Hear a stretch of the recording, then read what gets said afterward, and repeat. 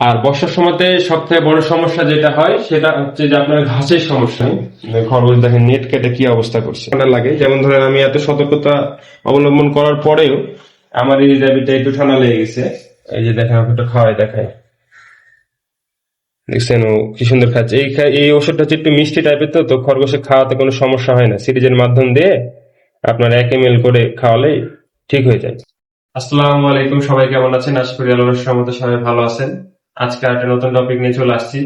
এখন যেহেতু বর্ষাকাল, তো বর্ষাকালে আপনারা খরগোশের কি কি যত্ন নেবেন, খরগোশের কিভাবে রাখবেন, কি খাওয়াবেন, ওইটা কিভাবে আমি করছি আপনাদেরকে দেখাই।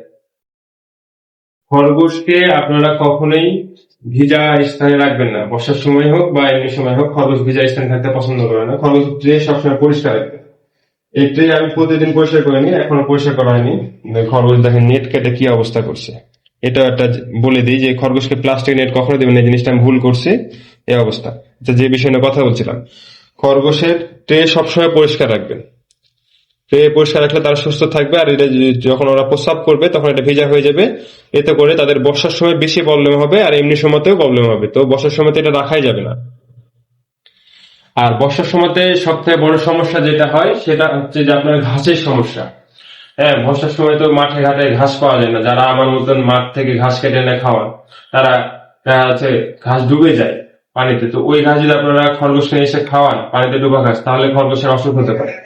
এটা কখনোই করবেন না। ওই ঘাস যদি নাই পান ঘাস, ওই ঘাস কাটবেন, কেটে নিয়ে আসবেন, নিয়ে এসে একটু লবণ পানিতে ধুয়ে নেবেন ঘাসটাকে। ধুয়ে হালকা একটু পানি ঝরিয়ে আপনারা খরগোশকে দিবেন। কারণ অনেক রোগ জীবাণু থাকে। শুধু খরগোশ বলে না, দেখবেন গরু খামারিরা, ছাগল খামারিরা এই কাজটা করে, যে পানির ভিতর থেকে ঘাস কাটলে ঘাসে অনেক রোগ জীবাণু থাকে। এটা কখনোই পশু পাখিকে ডাইরেক্ট খাওয়ানো যায় না।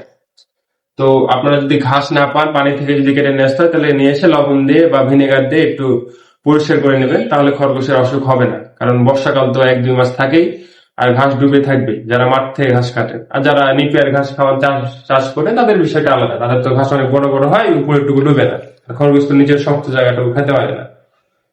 হ্যাঁ, আচ্ছা, আরেকটা কি করবেন সেটা হচ্ছে যে আপনার খরগোশকে দানাদার খাবার খাওয়াবেন। আর খরগোশ যদি ধরেন যে ঠান্ডা লেগে গেছে, বর্ষার সময় তো সিজন চেঞ্জ হলে যে কোনো পশু পাখির আপনার রোগ হতেই পারে। ধরেন গরম থেকে শীত এলো, শীত থেকে বর্ষা এলো, এরকম যদি হয়, তখন সিজন চেঞ্জ হয় যে সময়টা, ওই সময়টাতে খরগোশের একটু হোক, খরগোশ হোক মানুষ হোক, আমাদেরকে ঠান্ডা লাগে। যেমন ধরেন আমি এত সতর্কতা অবলম্বন করার পরেও আমার এই র্যাবিটটা একটু ঠান্ডা লেগে গেছে। হ্যাঁ, তো এমন ঠান্ডা লাগলে আপনারা সবসময় দুইটা ওষুধ বাড়িতে রাখবেন। একটা হচ্ছে যদি না পান, ধরেন মানুষের আপনার বাসা থেকে পশু পাখির দোকান অনেক দূরে, তখন মানুষের দোকান থেকে অ্যাডভিল সিরাপ নেবেন বাচ্চাদের। ঠিক আছে, আমার কাছে আছে, এটা দেখাই। এই দেখেন, এটা হচ্ছে অ্যাডভিল সিরাপ। হ্যাঁ, স্কয়ার কোম্পানির। এটা আপনারা যে কোনো ভেটেরিনারি দোকানে, মানুষের আপনারা সরি যে কোনো মানুষের দোকানে পেয়ে যাবেন। আর ভেটেরিনারি ওষুধ যদি কিনতে হয়, তাহলে অনেক টাইপের ওষুধ আছে, ওইটা রাখবেন।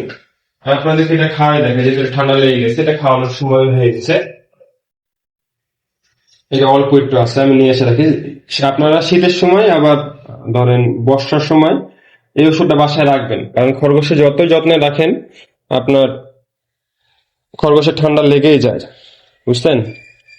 এই যে দেখেন, আমাকে একটু খাওয়াই দেখায়, দেখছেন ও কি সুন্দর খাচ্ছে। এই ওষুধটা হচ্ছে একটু মিষ্টি টাইপের, তো খরগোশে খাওয়াতে কোনো সমস্যা হয় না। সিরিজের মাধ্যম দিয়ে আপনার 1 ml করে খাওয়ালেই ঠিক হয়ে যায়।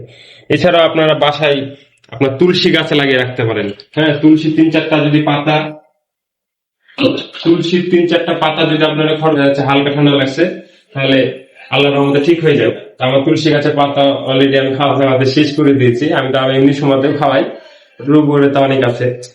তো এখন ওই জন্য ওষুধ খাওয়াচ্ছি, একটু বেশি ঠান্ডা লাগছে। আপনারা যখন দেখবেন হালকা ঠান্ডা লাগছে বা সিজন চেঞ্জ হচ্ছে, বৃষ্টি হচ্ছে, তখন আপনারা 2-1টা তুলসীর পাতা খরগোশকে খাওয়াই দেবেন, তাহলে খরগোশের ঠান্ডা লাগবে না। তো বর্ষার সময় আপনারা দেখবেন যে খরগোশকে, যে বৃষ্টির সময় যে বৃষ্টির পানি যাতে গায়ে না পড়ে, অনেকে ছাদের উপর রাখেন, বৃষ্টির সাপোর্টে পানি যে খরগোশের গায়ে লাগলো, তাহলে কিন্তু সমস্যা হবে। খরগোশকে কিন্তু গোসল করানো যায় না। খরগোশকে গোসল করালে খরগোশ আপনার যে কোনো সময় মারা যেতে পারে। খরগোশের কানে যদি পানি যায়, সে খরগোশ আর বাঁচানো যাবে না। তো অনেকেই ভুললে করেন, এটাও বলে দিলাম। তো ওর গায়ে যেন কখনো সরাসরি পানি না পড়ে, আর এই ঠান্ডা বাতাস বৃষ্টির সময় ওটা যেন খরগোশের গায়ে না লাগে, বুঝতে পারছেন? আশা করি আপনাদেরকে বোঝাতে পারছি যে বর্ষার সময় আপনারা কি যত্ন নেবেন। সবাই ভালো থাকবেন। আল্লাহ হাফেজ, দেখা হবে নেক্সট ভিডিওতে।